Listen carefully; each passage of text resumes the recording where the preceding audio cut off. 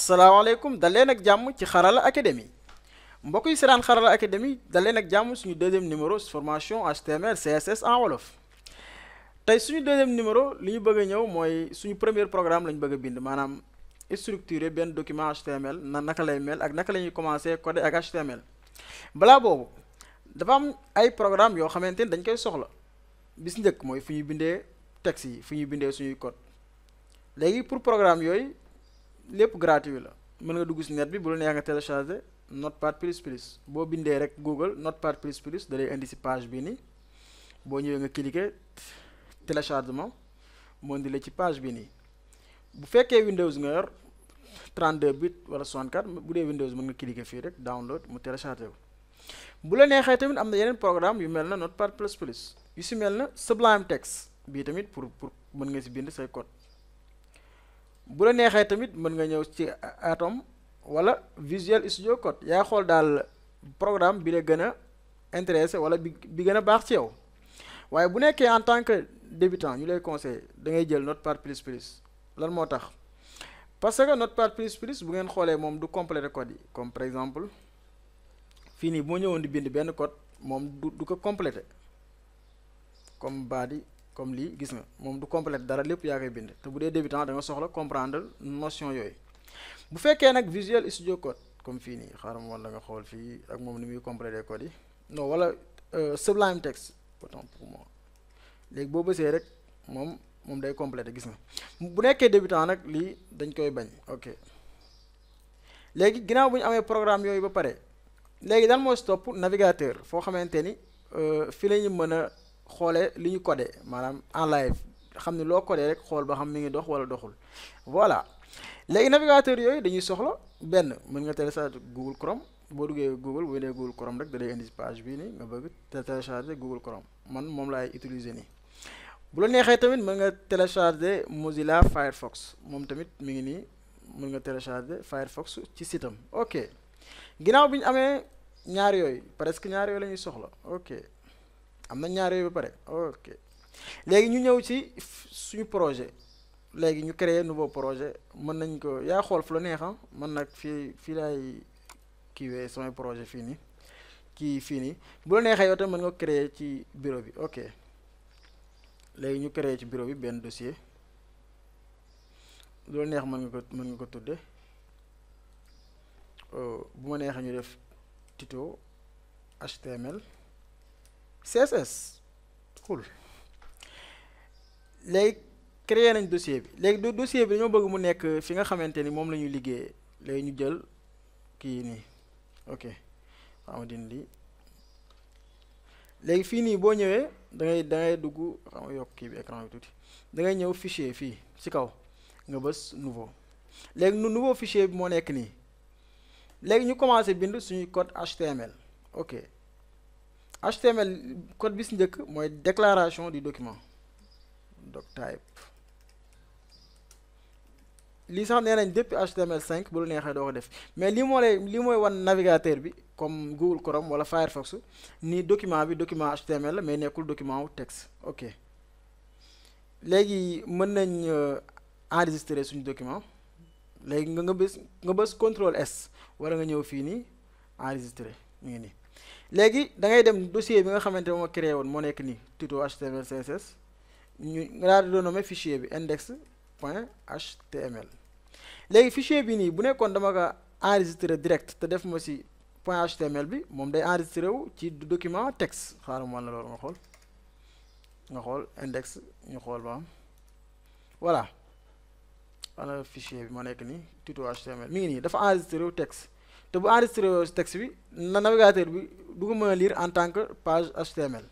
léegi nag ñun lan lañ bëgg fii nii mu am HTML am nga ñaari solution fii bu la neexee mën nga ko def fii nii comme fii nga daal def nga changer fii nii def ko HTML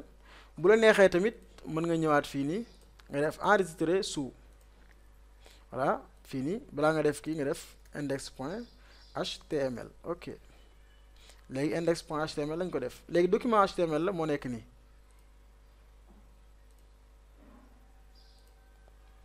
léegi ñu xool ba xam document gis nga moo nekk nii bu ma cliquer rek daf ma yóbbu ci navigateur bi gis nga mi ngi nii ñëw na ci navigateur bi ok léegi HTML léegi par exemple bu ma jëloon benn exemple HTML H1 comme lu ñu naan H1 mooy souvent li ñuy def titre yi par exemple ñu ni hello world. ok cool léegi bu ma ñëwee bu ma defee loolu bu ma ñëwee dama koy gis fii léegi ñu def clic droite ñu xool ba xam indi na page HTML yëpp wala indiwu ko ba xam respecté nga voilà fii nii respecté woo norme yi parce que da nga ñëw si page bi rek bind HTML gis nga mi ngi nii voilà. léegi nag pour nga moytu erreur bi naka ngay def premièrement xam nga supprimer lii HTML ni ñu ko waxee woon langage de balise la ok balise yi dafa am fu ñu koy tijjee ak fu ñu koy tëjee léegi ñu tijji benn balise HTML bii tamit da nga koy tëj mën nañu wàcc ba suuf tëj ko foofu parce que am na yeneen yu war nekk si biir ok HTML moo nekk première balise bi. am na tamit deuxième balise bi mooy yi nga xamante ni document boo mënti créer HTML da ciy nekk moo nekk yi voilà léegi balise head après naa la expliquer bu nekk loo si def body am na tamit balise body wala tag ok whatever ok léegi bu nekkee balise head fii nii HTML ñaar yi nii moom mooy déclarer document bi maanaam document HTML lépp loo code HTML booy bind ci fii nga koy bind bii nii moom mooy en-tête bi mooy li nga xamante ni presque utilisateur du ko gis comme méta yi description yi auteur bi xanaa titre bi la mën a gis titre bi moom mooy nekk ci kaw page bi voilà. léegi bii nii ñu def benn rek lañ soxla fii nii mooy titre bi rek lañ soxla fii nii title ok titre bi lan lañ si tudde mon première page ok mën nañ tudd mon première wala ma première page ok ma première page ok moo nekk titre bi. léegi bu ñu paree titre bi bu nee body lépp loo xamante ne utilisateur bi da koy gis ki nga xamante ni mooy dugg ci site bi lépp lu mu mën a gis fii lay nekk ok léegi ñu def benn H1 toujours boo tijjee rek da ngay fexe tëj balaa nga bind code yi ok ma première page voilà bind nañ benn H1 après day ñëw ci H1 H yëpp voilà. léegi ñu enregistré toujours boo bindee pare da ngay bës CTRL S wala nga ñëw fii nii bës enregistré ok léegi ñëw si navigateur bi xool ok léegi bind nañ pare ñëw si navigateur bi xool ok gis nga ma première page marche na beneen bu njëkk bi mu ngi nii moo nekk titre bi. léegi beneen outil bi nga xamante ne dañ koy soxla toujours moo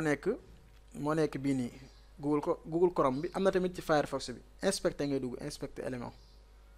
boo ñëwee inspecter élément beneen outil baa ngi nii moo nekk outil bii nekk ci suuf nii xam nga ñëw présenter leen fii nii mooy élément yi nekk ci page bi comme yi nga sélectionné fii nii bu la neexee sélectionné élément bi mi ngi nii suuf ok fii mooy console fii moom boo bindee ay code JavaScript bu ñu accès ci cours JavaScript yi danañ ko gis fii mooy source mooy sa fichier fan la nekk ci sa ordinateur voilà yi des grawul.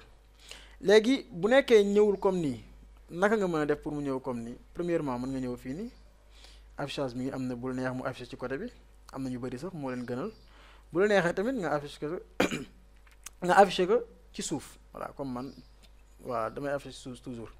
léegi H1 moo nekk nii dalay wan H1 élément yi si nekk lépp mu ngi nii léegi bu nekkoon dama bëggoon changer couleur bi mën naa ñëw couleur def blue damay tester rek ok voilà damay test ndax élément ndax kii bi suuf mi ngi dox wala doxul gis nga changer naa couleur fii nii sans ma dem fële ok. léegi li moo nekkoon suñu tutoriel tey war nañ ne naka ngay installer Google Chrome wala Firefox wala tamit naka ngay installer sa éditeur de texte mu nekk Notepad++. léegi ci tutoriel bii di ñëw danañ gën a dugg ci détails yi wan la naka ngay commencer programmer ak lan ngay soxla ci biir programme bi mbokk yi doon seetaan Xarala Academy li moo nekkoon suñu tutoriel bu tey ma yaakaar ne jariñu ngeen si bu baax di leen dig daje ba ci beneen tutoriel merci.